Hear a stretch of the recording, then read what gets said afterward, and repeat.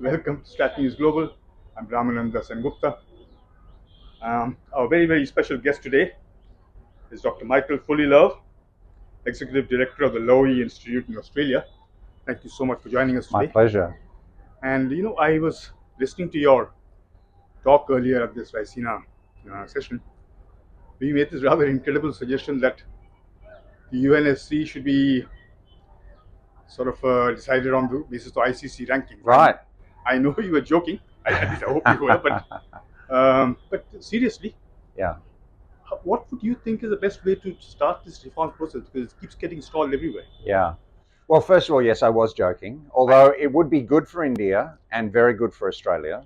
It would be good for India provided Pakistan doesn't win. Ah, yes. Well, anyway, you'd always be in the top 5. Yes. So you'd be on the Security Council. But look, yeah, it was a joke, but I was trying to get exactly to the point you make, which is that it's such a difficult issue because you've got to get through the thicket of competing national interests, and it always seems to get stalled.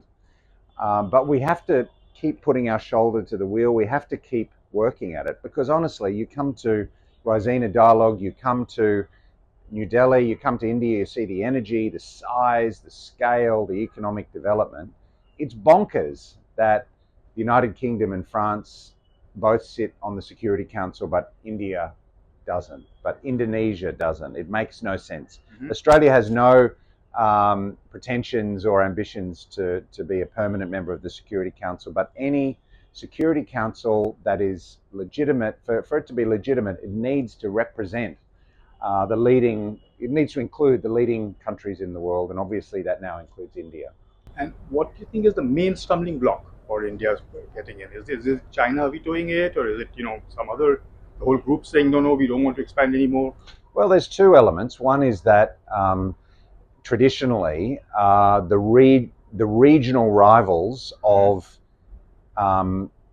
those aspirants for the Security Council want to pull down their regional rivals. We see that in Latin America, we see that in South Asia, that no one wants to see their neighbor promoted, as it were. So that's part of it. But yeah, part of it, I think, or at least I believe, is that China has now turned away, it seems, from Security Council reform. It seems like China is actually a stumbling block, which is a shame because China always says it's a leader of the global south, and it should be open to, I think, to countries like India joining it on the council. Mm-hmm. So let's talk about India, Australia now. Yes. I think Australia has the biggest delegation here today. Is that right? Yeah, one of the biggest. The Australians and the French, I think, they have huge delegations coming in. Yeah. And I've also noticed a major uptick in sort of, bilateral relations. Yes. I think for the last, 5 or 6 years. Yeah. There's been a very concerted effort, particularly on the part of Australia, to come and sort of look at India. But I remember a time when Australia sort of, were hesitant about the Quad because they were worried about dealing China and things like that. What has changed? China's changed. Mm-hmm. The last 5 years? China has changed in the last 10 years. I think that you can say in many ways the Quad was made in China, and AUKUS was made in China. China is becoming a great power, a very great power, but it's also becoming a very ambitious, quite aggressive power. And so naturally, other countries are looking themselves to do more in the world. They're looking to reach out to each other to do more things. So China's probably been a bit of a spur, but I think also there are long-standing commonalities between India and Australia that it's always sort of been waiting to mature. We're both democracies. There are many cultural affinities. I think there are cultural affinities without the historical baggage, for example, that, example, the United Kingdom might bring to its relationship with India. And there are elements of like-mindedness, although, of course, we're a strong ally of the United States, and India is a leading member of the non-aligned movement. India has a different worldview, but nevertheless, there are lots of areas lots of areas of common interest, lots of organizations, whether it's the G20 or the Quad, where we can work together. So I think it's a very positive thing. And actually, a number of years ago, I interviewed Dr. Jaishankar for the Lowy Institute, and he volunteered that the file on which he was most happy with the progress that had been made in all of India's bilateral relations. He said probably there's been more progress made on Australia than any other bilateral relationship, which is an excellent foundation. That resonates with what I've heard from the ministry here as well. You just mentioned the Quad. Yes. How would you define the Quad? Because I'm hearing different kinds of definitions if there is one. I think it's a group of 4 capable Indo-Pacific countries, democracies that want to do more with each other, that are doing more with each other. And what we need to do is not be defined by what we're grappling with, or the power that we're dealing with, the external power we're dealing with. We need to find what are the commonalities between us. Where can we work together? What's the positive agenda for cooperation? But the Quad is on the up and up. I think President Biden deserves credit for elevating the Quad to leaders level in his first year in office. I think that the days of Australia having second thoughts about the Quad are well behind us. That was several governments ago, and now I think our minds are focused on the problem, and the Quad is one of a number of important forums in which we need to progress our interests. The last Raisina Dialogue, we had somebody ask the same question that I asked you, that about what, and everybody kept saying, "Oh, it's an anti-China thing and anti-grouping." But then somebody said that no, China is welcome to join us, provided it meets the criteria that we've set. But it's not anti-China. What kind of criteria would that be?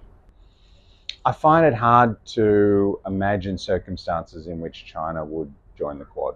I don't think it would want to join the Quad, and I don't think it would make sense for China to join the Quad, because